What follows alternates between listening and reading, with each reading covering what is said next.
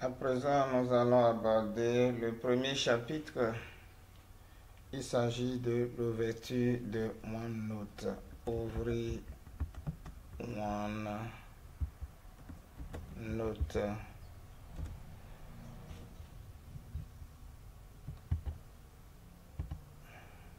Pour pouvoir ouvrir OneNote, il faut avoir un compte Microsoft.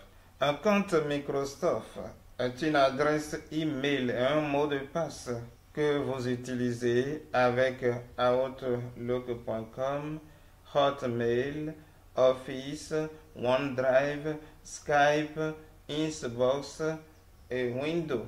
Lorsque vous créez un compte Microsoft, vous pouvez utiliser n'importe quelle adresse email comme nom d'utilisateur, y compris des adresses Outlook.com, Yahoo. Un compte Microsoft est-il obligatoire? L'utilisation d'un compte Microsoft est désormais obligatoire lors de l'installation de Windows 10, Windows 10 familial, ou de la mise en route d'un nouveau PC.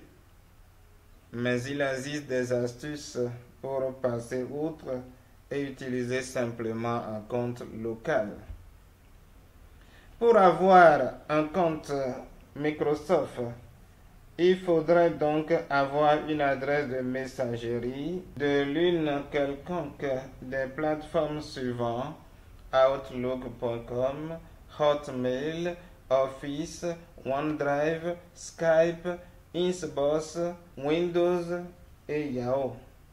Si vous avez l'un quelconque de ces adresses, nous pouvons commencer l'ouverture de OneNote. Autrement, rendez-vous sur l'un quelconque de ces plateformes et cliquez sur Créer un compte, cliquez sur Suivant et suivez les instructions.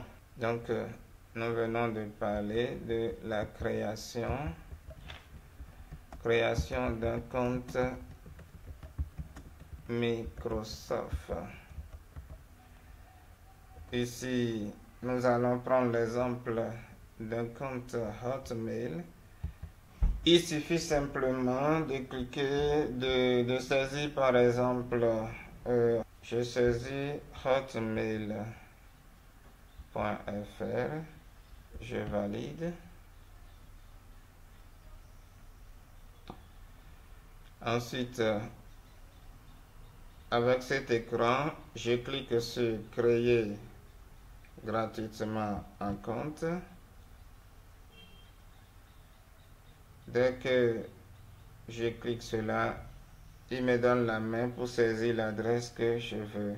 Je peux écrire par exemple OneNote formation 2022.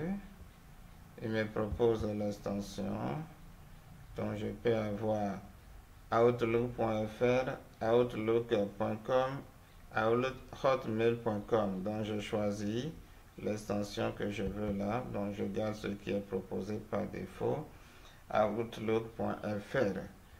Je clique sur Suivant.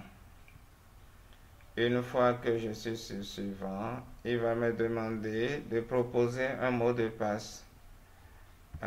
Entrez le mot de passe que vous souhaitez utiliser. Donc, je propose le mot de passe que je veux.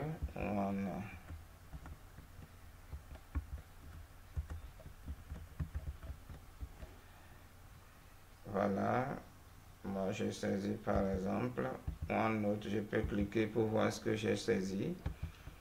Et puis, si je veux avoir des informations et des conseils, des offres concernant des produits, je coche. Autrement, je peux laisser et je fais choisissez suivant. Là, je clique sur suivant. Une fois que je suis là, il me demande, bon, vous pouvez choisir si vous voulez garder votre mot de passe sur la plateforme où vous enregistrez. C'est conseillé de ne pas enregistrer. Si ce n'est pas vous seul qui utilisez votre machine, ce n'est pas conseillé d'enregistrer. comme je viens de le faire là. Donc, je mets le nom, je peux mettre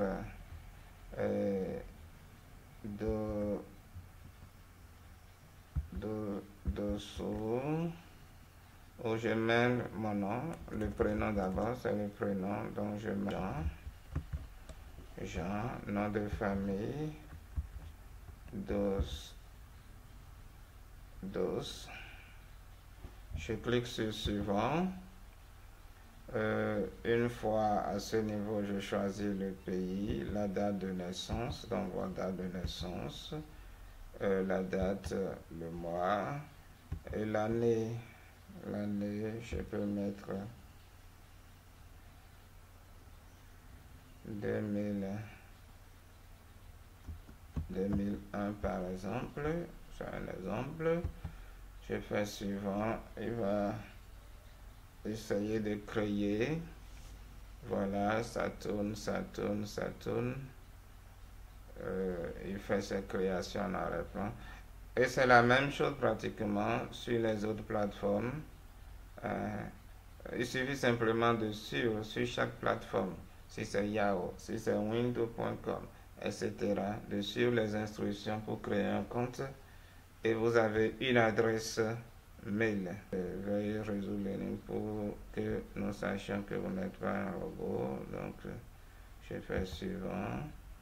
Il me dit de choisir. Choisissez le C, qu'est-ce que c'est? Le C, voilà, je crois que c'est ça.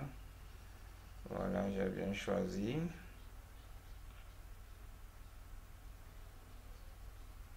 Voilà, compte Microsoft ainsi créé. OneNote, restez connecté pour ne pas avoir ou ne pas être connecté. Et voilà, je peux dire non, si je ne veux pas, si je veux, j'ouvre et il me fait entrer dans mon compte mail. Donc c'est une première étape. Si vous avez déjà un compte Microsoft, cette étape n'est pas nécessaire pour pouvoir ouvrir OneNote. C'est quand on n'a pas un compte Microsoft, un compte Yahoo, Outlook, Outlook, OneDrive, etc., qu'on procède à la création de l'adresse de messagerie que nous venons de faire avec Hotmail, Outlook. Voilà, une fois dedans, donc pour le moment nous n'avons rien à faire là, nous pouvons fermer et revenir sur notre support. Voilà, donc la création d'un compte Microsoft. Voilà, nous venons de créer un compte Microsoft comme cela, et un compte Microsoft. Une fois que le compte est créé, que vous avez le compte, on peut procéder à l'ouverture de notre application.